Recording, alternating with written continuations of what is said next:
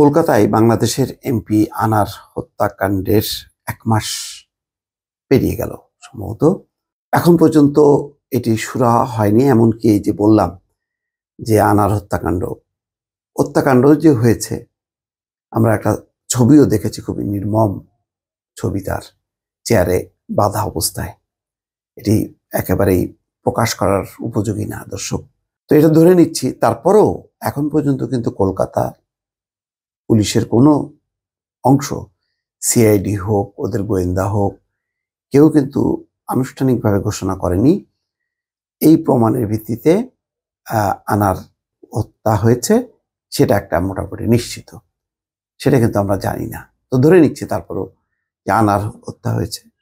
আনার হত্যার পর থেকে খেয়াল করেন নানা দিককে বাঁক নিচ্ছে, প্রতিদিন নানা রকম তথ্য আসতে আসতে এতদিন মনে করা হতো যে আখতারুজ্জামান শাহীন যে আমেরিকায় পালিয়ে গেছে, যার সাথেই হয়তো আনারের বিরোধ, স্বর্ণ চোরাচালানের ভাগাভাগি নিয়ে, তার মানে অর্থায়নে বা তার ইঙ্গিতে সবকিছু সাধিত হয়েছে।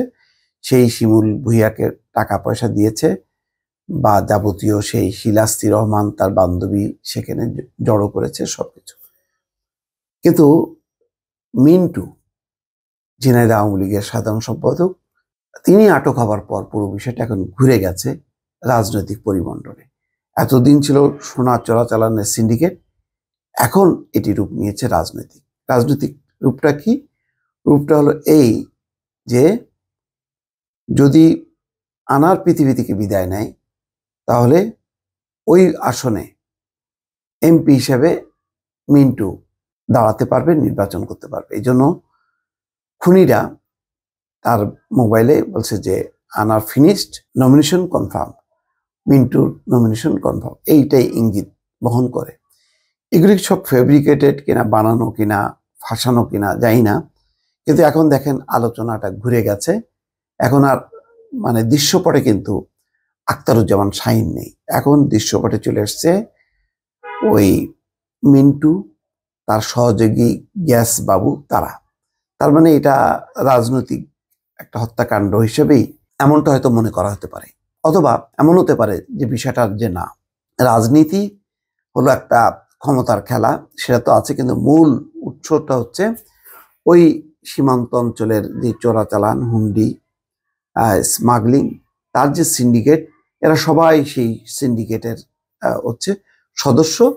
তো সিন্ডিকেটের মধ্যে গোলমাল, সেই গোলমালের ফলশ্রুতিতে ওই আনার নিহত হয়েছে। নেপথ্যে হয়তো আখতারুজ্জামান শাহীন, তার সহযোগী এই মিন্টু সহ আরো অনেকে কেউ কেউ থাকতে পারে। এখানে একটা রিপোর্ট মানবজমিনে দেখছি যে আনার হত্যার নির্দেশ ও অর্থদাতা মিন্টু। গোয়েন্দাদের জিজ্ঞাসাবাদে চাঞ্চল্যকর তথ্য, 8 দিনে রিমান্ড, মিন্টু, শিমুল ও বাবুকে মুখোমুখি করা হতে পারে। এমপি আনোয়ারুল আজিম হত্যাকাণ্ড চাউর হওয়ার পরপরই আলোচনায় আসে নির্মম এই হত্যাকাণ্ডের পেছনে রহস্য কি, কার হাত রয়েছে, কে নির্দেশদাতা, কে কিলারদের অর্থের যোগান দিয়েছে। মামলার তদন্ত কর্মকর্তাও গভীরভাবে বিষয়গুলো পর্যবেক্ষণ ও অনুসন্ধান করতে থাকেন। 3 বারের এই এমপি প্রভাবশালী রাজনৈতিক ব্যক্তি, ব্যবসায়ীকে কলকাতায় নিয়ে হত্যা রহস্য উদ্ঘাটন করতে তদন্ত কর্মকর্তাদের কিছুটা সময় লাগলেও এখন অনেকটা খোলাসা হয়েছে। আনার কিলার শিমুল ভূঁইয়ার জবানবন্দি এই হত্যাকাণ্ডের জট খুলে দিয়েছে। আর তার দেওয়া তথ্য নিয়ে কাজ করে তদন্ত সংশ্লিষ্ট 2জন রাজনৈতিক ব্যক্তির নাম চলে আসে।